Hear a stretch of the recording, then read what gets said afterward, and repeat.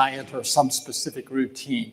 But there are some broad principles that we can draw that the evidence is pretty strong is more optimal than the standard American diet and lifestyle. Because this is often called the Western diet or lifestyle pattern, and it is associated with very higher rates of chronic disease than many other countries. For example, in his book, The China Study, Dr. Colin Campbell and his son Thomas, they showed that even within one country, within China, there was a broad difference, large difference, I should say, in the number of cases of various kinds of cancer and other chronic diseases that were highly associated with geographical regions where the diet and lifestyle varied greatly. We talked about that some in previous CHIP videos that we've shown already. If that's not ringing a bell, you could go back and review some of those. So tonight, we're going to be talking about two broad areas and how to optimize that. And the first one is going to be diet or nutrition, and the second one will be activity or exercise. Two big parts of a healthy lifestyle. So let's see if we can get started on the video, and we'll have some time to discuss a little more at the end as well. Let me share something really important with you, and that is that the advance of our molecular diseases cannot be easily halted if we have to rely on modern medicine alone, because these are largely lifestyle-related diseases, and they require that we become involved. These diseases, therefore, are not easily prevented or reversed by medications or the surgeon's knife, but they need our collaboration. But on the other hand, listen to this. Did you know that the application of a simple diet of foods as grown, simple foods as grown, especially when augmented with the daily exercise program, have clearly demonstrated that many of these molecular diseases are preventable, and they're even, get this, reversible. But to really understand what we need to do, let me first give you some insight into the vast diet revolution that has taken place over the last 50, 60 years. That food revolution actually started in America, where food just isn't the same anymore of what it was years ago. Back then, the American diet consisted largely of whole foods, coming mostly from the local garden and nearby farm. And these whole foods, these simple foods, these natural foods were supplemented with a few staples from the general store and some meat from range-fed cattle. But times have changed. People then didn't have 40,000 packaged, cleverly promoted products waiting at the local supermarket, or 160,000 fast food restaurants offering convenient takeout service. Families in those days sat at their own table, enjoying their own freshly cooked food, but tastes and serving sizes have changed. Whole foods, or foods as grown, these are the foods that you want to take a closer look at. They are nutritionally balanced. They build our bodies, they help prevent water diseases, and they restore health. These foods as grown, don't need nutrition labels. It's a processed foods, because there, everything has been altered. Just think about this. It is the processing that usually strips these natural foods of much of their fiber and nutrients. We know now that a diet that is more plant-based, that consists largely of whole foods, has been clearly associated with a longer lifespan than a consistent loss of extra weight. Isn't that what we want? And a lowering of cholesterol. And then it is associated with the prevention and reversal of heart disease, the prevention of reversal of high blood pressure, and the prevention and reversal of type 2 diabetes. Incredible arrays of diseases. And of course, we also know that a simple diet can be very powerful in the treatment of acid reflux. You know, this heartburn, it would help you with constipation and hemorrhoids and diverticulosis. These are all conditions of dis-ease. And then we also know that it would help in lessening asthma and kidney disease. The Chip Optimal diet then emphasizes largely unrefined foods. Now, these are foods that grow. These are natural foods. These are whole foods. These are plant-based foods. And you know, it focuses on fresh fruits and vegetables, on whole grains, on legumes like beans and peas. These are the foods of the good carb variety. These are the foods that you can eat freely. You see, it's virtually impossible to overeat calorically on these foods. Just imagine. You can eat all you want, feel full, you have excellent nutrition, and yet you don't have to worry about the calories. Doesn't it make everything so much easier, doesn't it? And it may actually reduce your food bill to boot. Interested? Listen. These are the foods then, these whole foods, that should be in the center of your plate. You say, well, wait a minute, what about meats? On my plate, it's the meat, it's the chicken, and what about fish? When do we have that? You know, these are the kind of things that we usually process, and then we put a few peas and some potatoes on the side as a side dish. We perhaps should reverse that order. How about putting some veggies? How about putting some brown rice, some potatoes, some of these foods in the center of the plate? And then you say, what about the meat? Oh, I mean, you can put that along the edge of your plate. I mean, there's plenty of room there. And if it slides off the edge, I mean, well, that's even better for you, right? And you know, it's that kind of a natural whole food diet that is naturally very low in fat, just what you want, very low in animal protein, right on. It's very low in sugar, no empty calories, less empty calories. It's low in salt, again, what we need, yet it's high in fiber. It's high in antioxidants. It's high in these micronutrients that we need. And there are probably over 100,000 of them. And they're usually found only in plant-based diets. And of course, this kind of a diet will be virtually free of cholesterol, which is only found in animal products. So what does it mean in practical terms? How then shall I eat? Well, here's some ideas. Number one, eat less of fats and oils. You know, that means you have to really limit those fatty meats and cheeses. You have to really cut back on these cooking and salad oils, those sauces and the frying. And also, really listen, avoid those trans fats. They're usually found in cookies and crackers. Read those labels. Trans fats, 0. That's the best strategy. Number two, eat less sugar. You know, limit some of these sugars and the honeys and the syrups and those pies and cakes and pastry, all the food that you're willing to die for. True, isn't it? Yeah. Cut back on those soft drinks.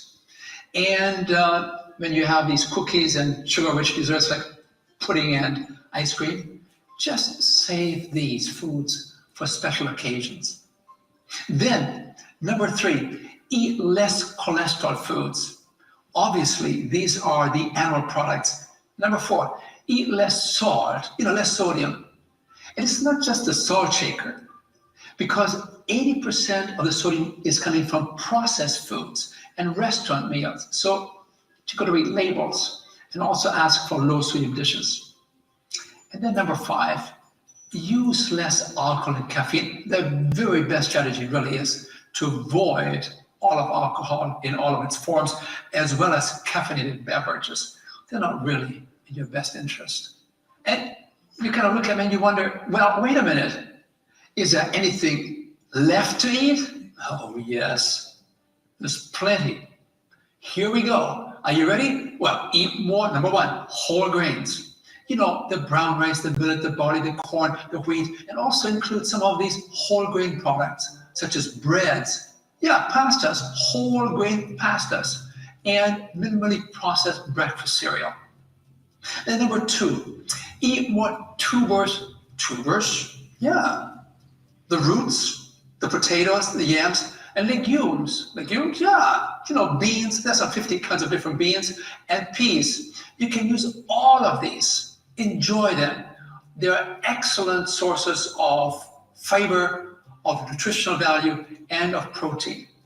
And number 3, eat more fruits and vegetables. The fresh vegetables, the whole fruits. Eat them every day. The more color on your plate, the more nutritional value you will take in. And it's high in fiber. It's high in nutrients. It's high in phytochemicals. And number 4, drink plenty of water. Aim for 8 glasses a day. And then number 5, always have a hearty breakfast. Yeah, eat like a king at breakfast time. You want this to be the largest meal, the best meal of the day. That's when you need to have the calories coming in. Jumpstart every day with some multi-grain cereal with fresh fruit and whole wheat toast. It's all there. So make breakfast the best and largest meal of the day and eat like a king. By the way, did you notice some are in green, suggesting to eat more, and some of them are in red, suggesting to eat less of? Yeah, these are dynamic arrows. They're dynamic in nature because it means that you can choose how you want to increase and decrease these foods because you've got to be ready to make those changes. But we also found that CHIP participants in greatest need of clinical improvement do best by making the greatest dietary changes. But just get on the bus and then set goals and follow your dream because the diet will help you to fulfill those dreams, especially if you get some exercise going as well. So, CHIP then does not follow an ideologically prescribed dietary dogma. What am I saying here?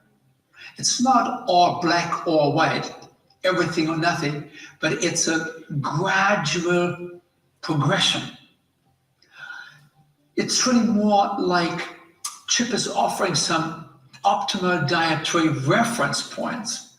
It offers some clinical goals, but it allows you to choose your own level of implementation. And that level is usually based on your motivation, your clinical status and goals, and on your level of readiness. My grandfather was a Welsh coal miner, and he would often tell me stories about the good old days, which frankly never sounded that good to me. He would say, when I was a boy, just 5 years old, I was down those mines working 22-hour shifts, and I would cut tons of coal on my back whilst crawling through holes no bigger than a penny. And to get to and from work, I would have to walk 30 miles, up hills both ways, mind you, in the snow, in my bare feet. Yes, they were the good old days. Well, I'm not entirely certain about the accuracy of his stories, but one thing that is for certain is that back in the good old days, they were a lot more physically active than we are today. Now, it's estimated that in the past 100 years, we've decreased our physical activity levels by 60 to 70%. And most of that decrease has happened in the past few decades. Now, this is the equivalent of walking 10 miles or 15 to 16 kilometres less every day. And this decrease in our physical activity levels is largely due to the changing nature of our work, recreation, and travel. Take work, for example.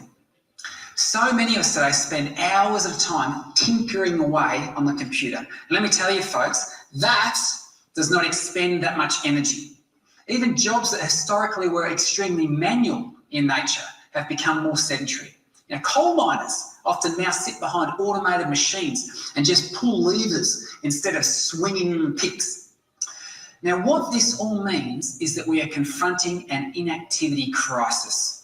And Professor Stephen Blair of the landmark Aerobic Centre longitudinal study, which involves over 100,000 participants, has stated physical inactivity is one of the most important public health problems of the 21st century.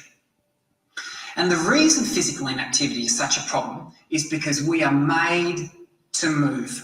And only when we follow this design brief do we function at our best. Indeed, many of us need to get more active than we are, and there are some great reasons why we should. Firstly, being physically active helps you live longer, and hey, who doesn't want that?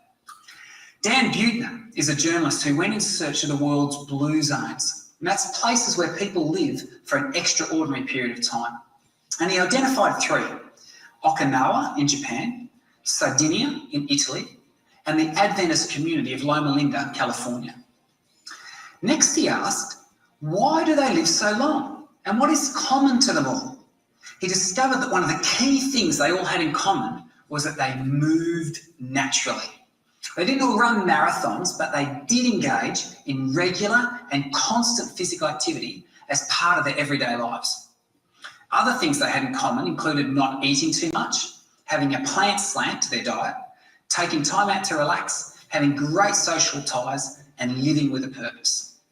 And so being physically active helps you live longer. But why?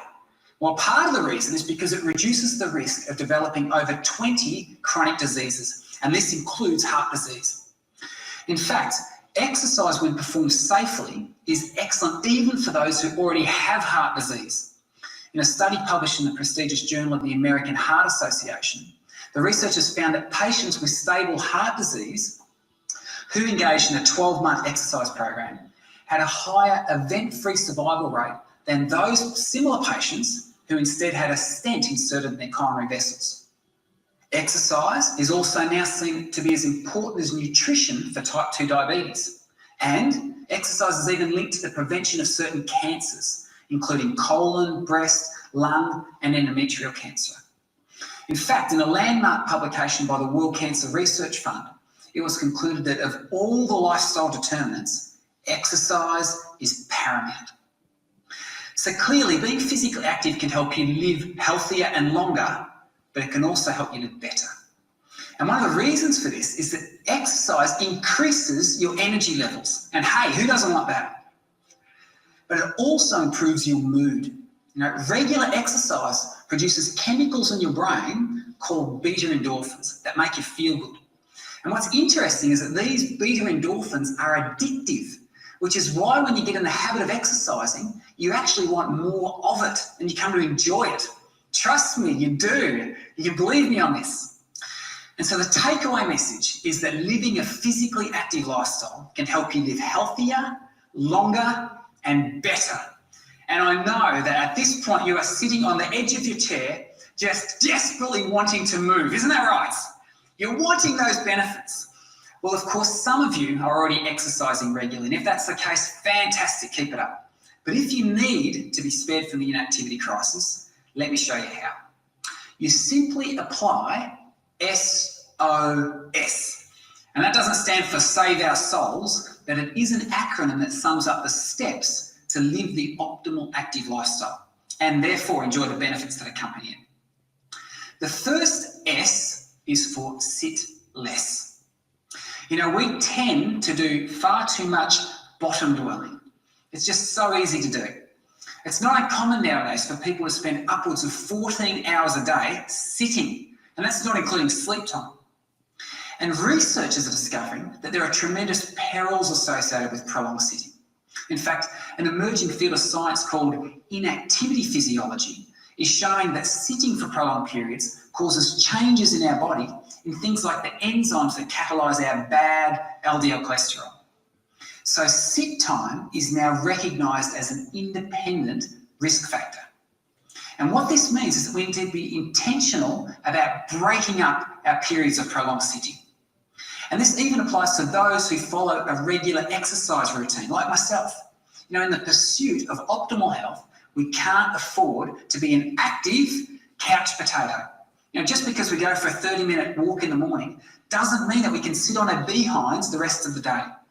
Don't get me wrong, if you're doing 30 minutes in the morning of brisk walking, fantastic.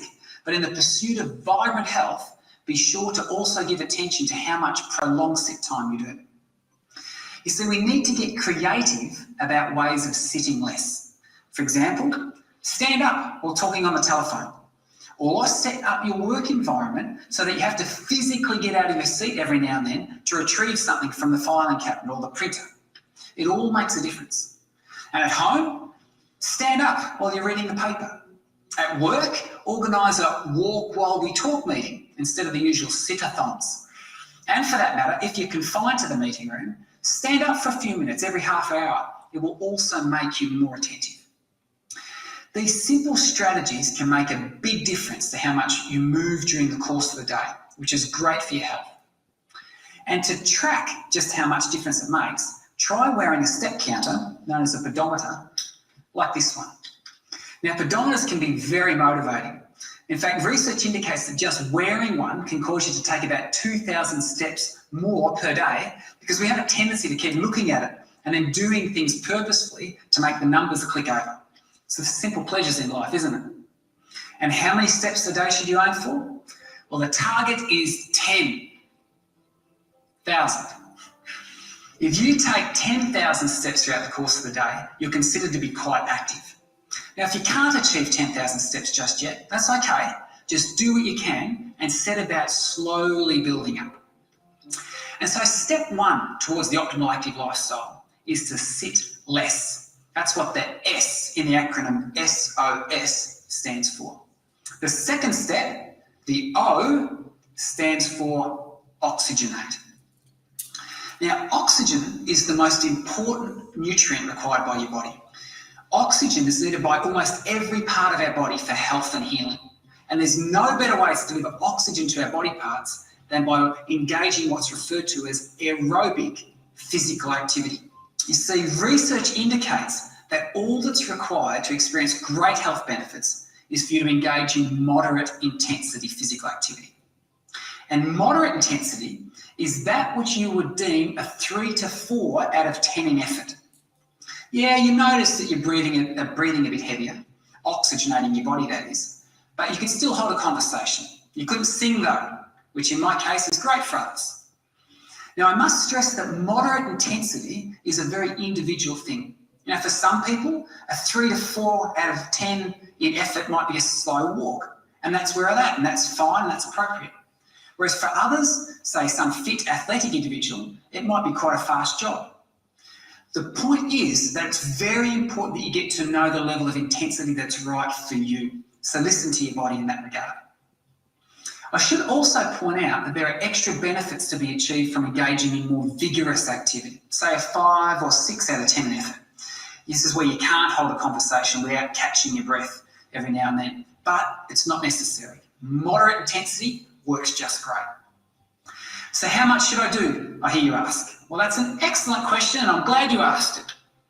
National physical activity guidelines typically suggest that we should aim to engage in about 30 minutes of moderate intensity physical activity, most, preferably all, days of the week. And the great news is that you can actually break that 30 minutes up into 3 10-minute chunks. Now, surely you can find 3 10-minute chunks of time throughout the course of the day to do some moderate intensity activity. A brisk walk, for example. Of course you can. And, of course, the more you can do, the better off you will be. But 30 minutes total is the minimum goal. And here's one last thing I want to say about aerobic physical activity. The fitness that comes through engaging in moderate intensity physical activity counteracts many of the adverse health outcomes associated with obesity. In fact, the findings of the Aerobic Centre longitudinal study have indicated, quote, moderate to high fitness eliminates the elevated risk of all-cause cardiovascular disease and cancer mortality associated with obesity. Or to put it another way, obese but fit individuals have a lower risk of mortality than normal weight but unfit individuals. So we're learning that fitness is perhaps more important than fatness when it comes to protection from disease. So let's recap. Step 1 toward adopting the optimal active lifestyle and being spared from the inactivity crisis that is invading us is to sit less by finding more movement opportunities throughout the day. Step 2 is to oxygenate, which involves engaging at least 30 minutes of moderate intensity physical activity, most preferably all days of the week.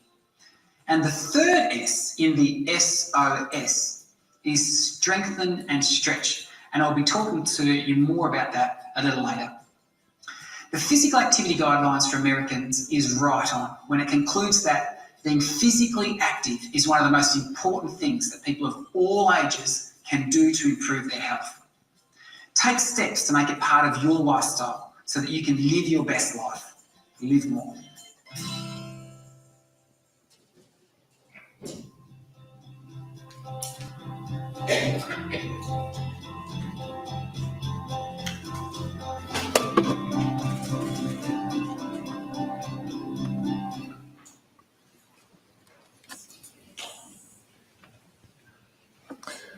Okay, some very interesting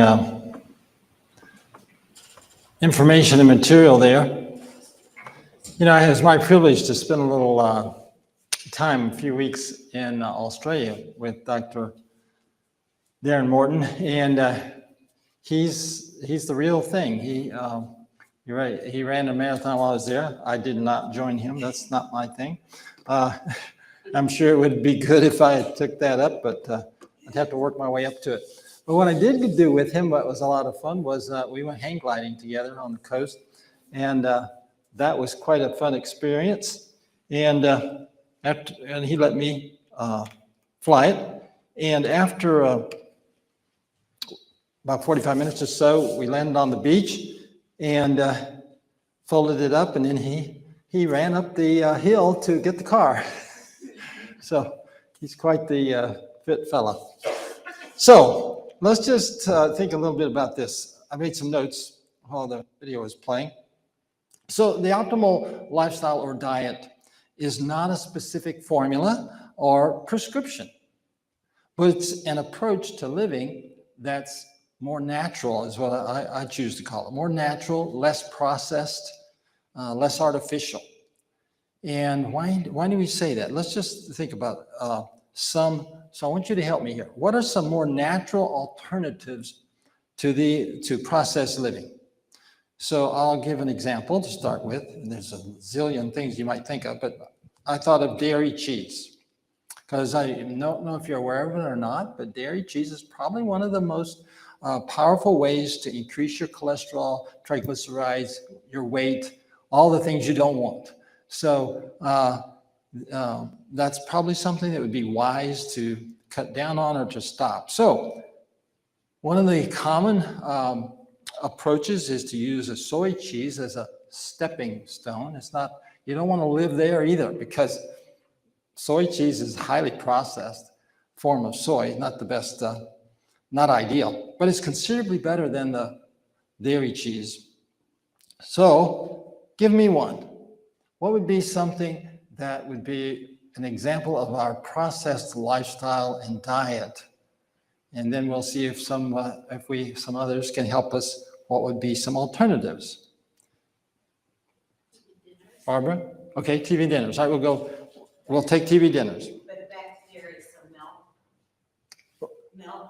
Milk, yeah, like especially whole milk or full milk, yes. All right, let's take TV dinners. So TV dinners have the advantage of being quick and easy. When you're in a hurry or you don't, a variety of excuses. I have a number of male friends that say as bachelors, well, that's my thing. I'm not a cook. But the downside is pretty great because they're highly processed and certainly not the optimal way to eat food. So what would be some more natural, less artificial alternatives to a TV dinner? Well, I know when I was a single parent for a while, okay? So a guy that's a single parent, I don't want that. I just realized how sexist what I was about to say sounds, but the reality is, it seems to me it's even more unusual and difficult for a guy to be a single parent than a lady. But on the other hand, why would that be? I mean, because it's easier for me to get a job, perhaps, than a lady. At least this is 30 years ago when I was a single parent. I don't know what it's like now. But at any rate, the illustration I wanted to make was that I had to really be careful with my time. And what I did was I learned to shop in the fresh fruits and vegetables section. I spent I spent almost all my time in the grocery store getting some kind of stuff that I could chop up and put in the microwave or whatever, in the broil in the oven, and or in the bread section where I could get some bread so I didn't have to make bread. And I just stayed away from the freezers where all that stuff was that you were just talking about, TV dinners. So anyway, the thing is fresh. It's amazing. If you get used to eating fresh, the opportunities are actually quite abundant. And it takes a while for us to adapt to a new habit, but it's workable. Let me give you one. How about this? How about watching TV? That's a highly processed part of lifestyle. We sit, we watch. There's actually been some studies published on this a long time ago. I remember reading these before I decided I was going to evict my TV, which we did. And that was that the television actually is unique in that it has a hypnotizing effect. I'm not saying it hypnotizes you, but it actually tends to put you to sleep or into anyway, it is the opposite of active. And so what would be a good alternative? Well, a walk in nature or a park would be something much healthier than watching. They've actually shown that watching a nature program is healthier and better for us than watching, say, a drama or some kind of a fiction story. But a walk in nature itself is even better than that. How about this? My uncle. Yes, sure. Just real quick, I was going to add something. I don't know. Is it on? It is Yep, on. it is on. Yes. So maybe as you may be transitioning out of TV watching, but what John and I did, we actually moved our treadmill and elliptical into the room that had our TV. So if we, were going to watch TV, you had to get on the machines. So then you at least were getting some exercise done while you were Yes, watching TV. that's perfect. So- That's exactly what I was going to, yes. Oh, So my uncle, well, no, thank you. I love to hear another illustration. So my uncle was not able to go outside, but he was able to watch TV. And he had a treadmill. He wasn't using very much. We put the treadmill so that he could be on the treadmill while he was watching he really wanted to watch the ball games. So anyway, I really appreciate that. That's a smart idea, and especially in the wintertime if you live where you can't really get out that much or don't care to. And the illustration of that is I have a couple of friends that have a disability that makes it so they are very prone to fall on ice or snow. And so they can't go out. That's just the risk is too great for the benefit. But they can do things indoors. All right, how about this one? Sitting at an office desk. Like how many of us have to do that, right? Our work so often is sitting at a desk and using a computer or whatever. So first thing that comes to mind to me is a standing desk, right? You heard of that? So you can get a desk that you can elevate, you can stand. You don't have to stand all day, although if you move around some, pace a little bit, that wouldn't hurt, but standing still is actually not optimal. How about, I have a physician friend, and he's learned to pace while he's on the phone.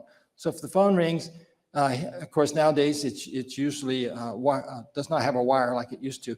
So he can get up and pace around his office or even in the hallway some while he's on a call. How about this? How about a walk to the water fountain every 30 minutes? Set your alarm to give you every half hour a beep, and you can, when it's doable, take a walk to the water fountain. That'd be you kill two birds with one stone. You can not only get up out of your chair, but you could also drink a little water, which most of us aren't drinking enough. So, all right, people are constantly, it seems to me, wanting to know Dr. Kelly, what is the best form of exercise? Okay. Well, the answer is really simple. It's the one that you do. But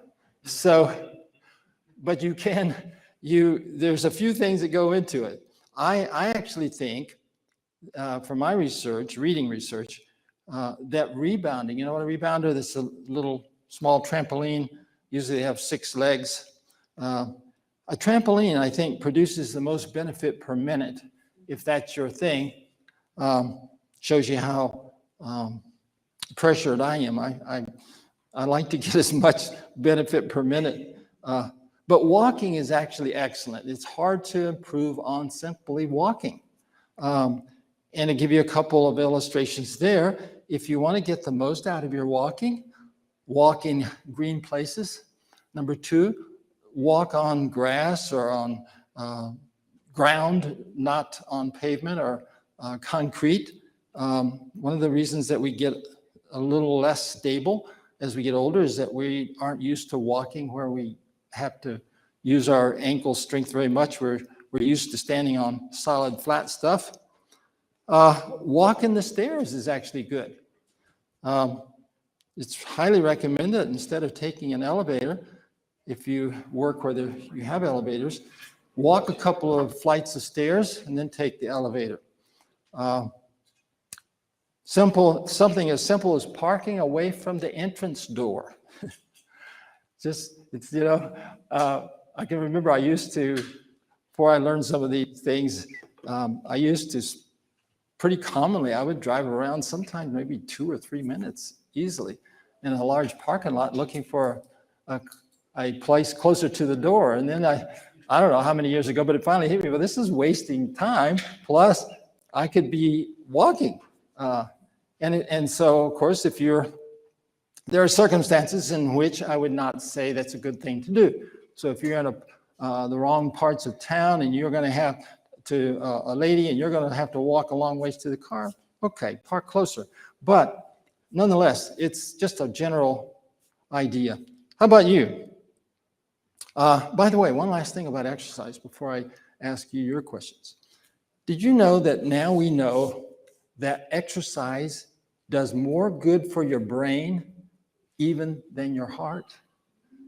This is amazing. We thought of cardiovascular fitness as the primary reason that we want to exercise, so that my heart is in good shape, especially aerobic exercise. But we now know that even aerobic exercise is doing more for my brain than for my heart. It's still doing just as much for the heart as we thought it was.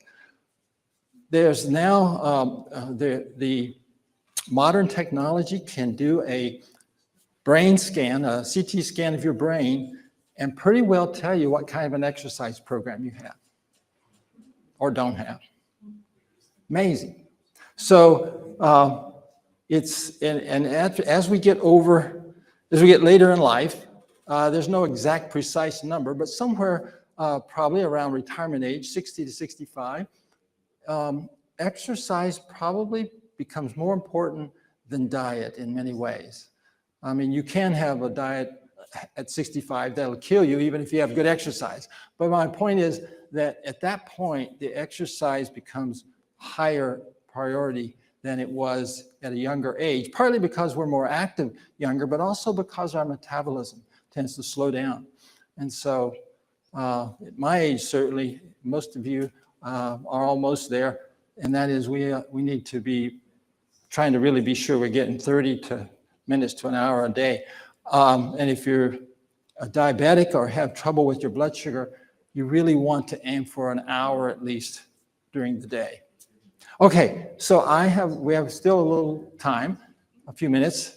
Is there a question or comment that someone would like to make? Yes, Mary. Yeah, we wanted to go on the sound.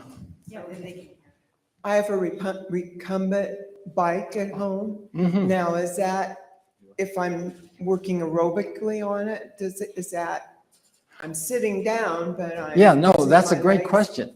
That's a great question. So the answer is that I'm not aware of research that has looked at that. But I believe the problem with sitting is not that we're in a recumbent position. It's that we're sitting and we're not moving our limbs. But you've piqued my curiosity. I will be on the lookout to see if I can find something about that. I'm rather certain that the answer is that recumbent bicycle is not at all a concern about sitting. Yes, John, maybe he knows something.